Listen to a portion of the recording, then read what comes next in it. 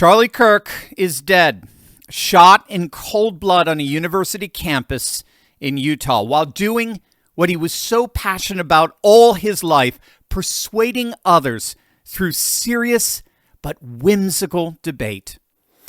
From the resolute desk of the Oval Office last night, President Trump addressed the nation, delivering a thunderbolt that's sending shockwaves through Washington. For years, those on the radical left have compared wonderful Americans like Charlie to Nazis and the world's worst mass murderers and criminals.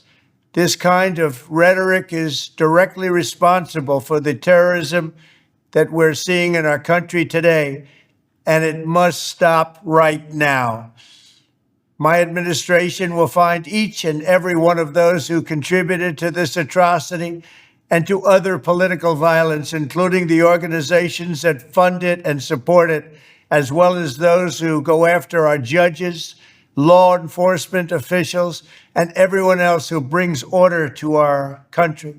From the attack on my life in Butler, Pennsylvania last year, which killed a husband and father, to the attacks on ICE agents, to the vicious murder of a healthcare executive in the streets of New York, to the shooting of House Majority Leader Steve Scalise and 3 others, radical left political violence has hurt too many innocent people and taken too many lives.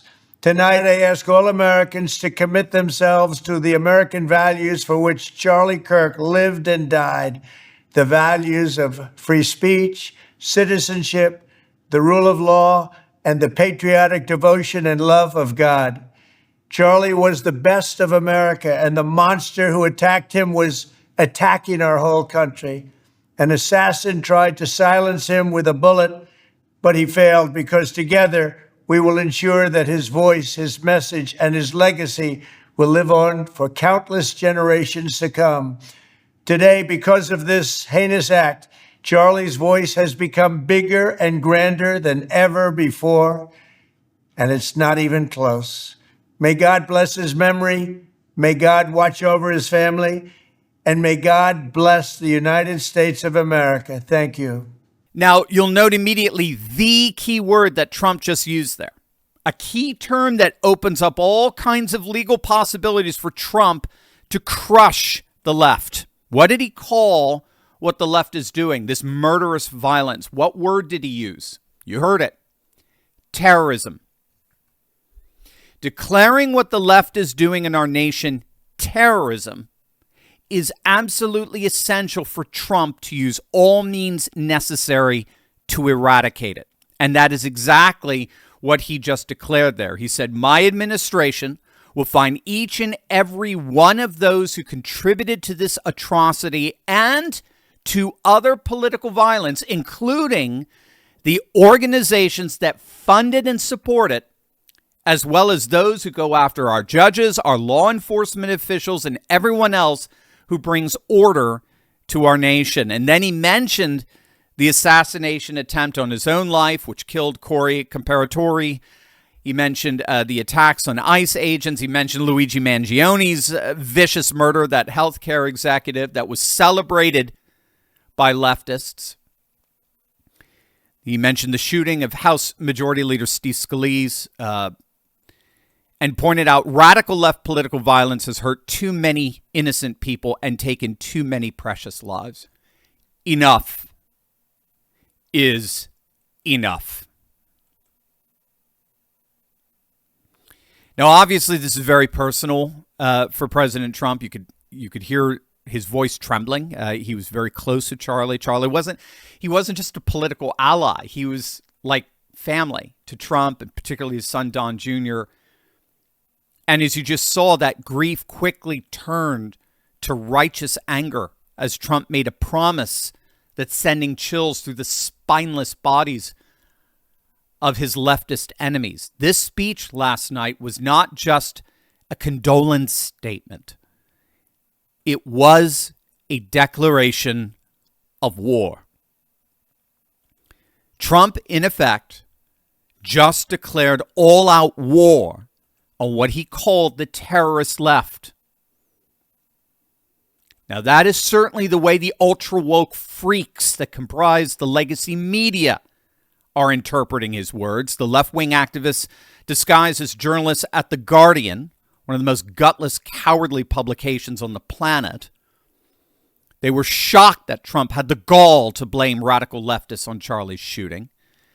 And then they attempted, I kid you not, they attempted to equivocate it. They attempted to correct the president by pointing out that he failed to mention the recent attacks on Democrats, referring to the murder of Melissa Hortman, a Minnesota Democrat lawmaker, and her husband, and the shooting of another Democrat state lawmaker and his wife back in June.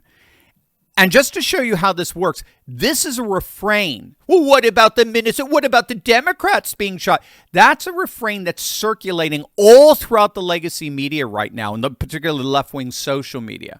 So it's clearly a talking point that's been sent out by Democrat headquarters to be mindlessly repeated by their loyal legacy zombie media echo chambers. There's just one problem, one glaring problem with that talking point. Democrats weren't the only ones targeted in Minnesota. Republicans were targeted as well. And we know next to nothing about the political affiliation of the shooter, since Minnesota doesn't list the partisan identities of voter registrations, other than the shooter had some connection, ironically, with their Democrat governor, the utterly embarrassing Tim Walz. By contrast, we know that the shooter behind the attempted assassination of Steve Scalise was a left-wing loon who watched Rachel Maddow religiously and incessantly posted about Russia collusion. Rich Barris has pointed out that his last post before the shooting said something had to be done to stop the enablers, namely Republicans, of this traitor in the White House. Oh, another way of putting it, Mark Mitchell Rasmussen said it perfectly. Another way of putting it is the people who are calling their political opponents fascists are shooting their political opponents. That's what these pathetic excuses for journalists at The Guardian are deliberately omitting from their dying readership. We know nothing about the perpetrators of violence against one side, but we know plenty about the perpetrators of violence against the other. And it is overtly political. Left-wing terrorists are explicitly and overtly killing their political opponents. But this is the consistent pattern of the corrupt legacy media. Whenever Democrats or leftists are perpetrators of violence, that itself is never the story. You have to get that. Whenever Democrats or leftists are perpetrators of violence, that itself is never the story. By contrast, whenever the right commits violence, that's the story. The right is inherently violent, racist, bigoted. But whenever the left commits violence, like burning down every effing city in the nation in the summer of 2020, the fact that they're leftists is always marginalized and dismissed. Well, that's not what's really going on. What's really going on is the social injustice. It's classically known as a double standard, hypocrisy in a word, and no one's falling for it anymore. Now, we'll talk more about the legacy media in our next videos today, but I want to talk right now about the latest on what the FBI has revealed about Charlie's assassin. The shooter fired a single precision shot from approximately 200 to 400 feet away, striking Charlie in the neck with deadly accuracy. Is it not ironic that this week we've seen two horrific murders involving the throat? We'll have to see what symbolism is in that. So the consensus now is that this shooter was someone with training, someone with skill, with resources. The shot came from an elevated position, likely a roof, demonstrating the kind of tactical planning that, well, frankly, screams professional hit. Now, there is debate on that. I've noticed among law enforcement, some are calling this guy a professional. Others are saying He was definitely proficient, but not necessarily a professional. Regardless, all former and active FBI agents that I'm familiar with are now calling this exactly what it was, a targeted assassination carried out with military precision. The shooter knew exactly where to position himself. He had clearly studied the venue layout and executed what is, at least for now, a clean escape. So what we know is that the assassin demonstrated remarkable skill, penetrating university security, accessing a rooftop position, and firing a single shot with lethal precision before, in effect, vanishing into midair. The fact that someone could execute this level of operation on a college campus while evading massive law enforcement response raises serious questions about who precisely are we dealing with. This was not a spontaneous act of violence. This was calculated political terrorism. So President Trump's response last night, as he made clear, you can be sure, he made clear that what the federal government is going to do is going to be proportionate to precisely this kind of terrorist threat. Again, we appear to not be dealing with spontaneous or mentally ill shooters here. Whether it was actually a professional or instead someone highly proficient, either way, we are dealing with a rather meticulous malevolence that requires the full might of the U.S. national security apparatus to respond to and effectively neutralize. But it's not just the assassin that justifies this kind of national security response. Again, as President Trump pointed out last night, it's the rhetorical posturing of the left, and particularly the way it followed this horrific act. Again, we'll talk more about it later today, because I'm sure you know MSNBC's immediate reaction after it was announced that Charlie was shot. Their immediate reaction was to double down on left-wing absurdity. You had this commentator, and I choke on using that word commentator, Matthew Dowd. He's a clown. Actually, that's an insult to clowns. But he actually suggested that Charlie may have been shot by some careless MAGA supporter shooting his gun in the air. How does this guy sleep at night? How is that even commentary? I'm a commentator. And commentary is supposed to provide context and analysis and explanation to a situation. What did he just do? Can you imagine this guy? Imagine this guy saying something equivalent if he were a sports commentator.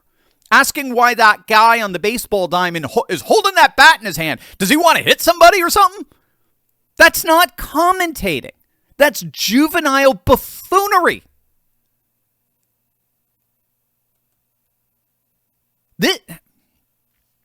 This guy,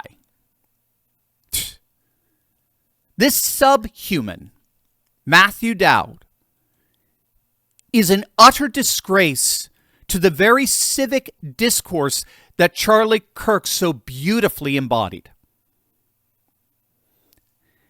And the good news, the latest word is they fired his ass. But that's only after MSNBC released a rather anemic apology for his remarks that, of course, fell completely flat. It backfired entirely. So now it looks like they got rid of him. But this guy, Dowd, he went on, if you could believe it, to actually blame Charlie for getting shot. You know, it's the same old scapegoat shit.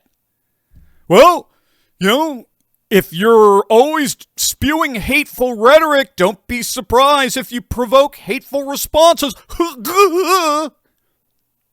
Again, the scapegoating here is so blatant, it's so obvious, it's so explicit that MSNBC had no choice but to fire this guy because no one is effing buying this anymore.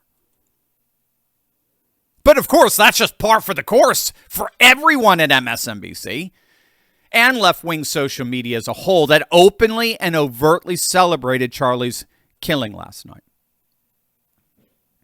That response validated every militant word of Trump's furious declaration.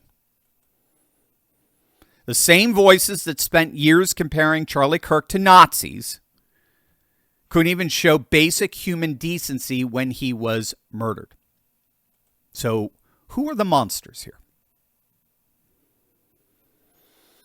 That's, of course, because, like we talked about last night in my initial reaction to this horror, the left, when all's said and done, you don't have to go much farther than this. When all's said and done, the left is made up of psychopaths. And that's not hyperbole. We have a number of studies that show that leftists are mentally unwell, going back decades. Again, we'll talk more about that throughout the day today in our videos coming up. But last night, the president made it absolutely clear that this administration will not just investigate Charlie's murder. They are coming after the entire ecosystem of organizations and individuals who create the atmosphere that makes such violence inevitable. Trump specifically mentioned going after those who go after our judges, who go after our law enforcement officials, our ICE officials, and everyone else who brings order to our country. The president has ordered American flags flown at half-staff through Sunday, an honor typically reserved for heads of state and national heroes. And I think I speak on behalf of all of us when I say that Charlie Kirk earned that recognition through his martyrdom for truth and for freedom. But in the end, Trump's Oval Office address wasn't ultimately about Charlie Kirk. It was about the future of America itself. It's about the fact that Charlie's voice and what he stood for will become bigger and grander than ever before. They killed the messenger, but they awakened to new life the message. And now they face a president who has declared enough is enough. The fight for America's soul has entered a new phase, and it's being fought in Charlie Kirk's name.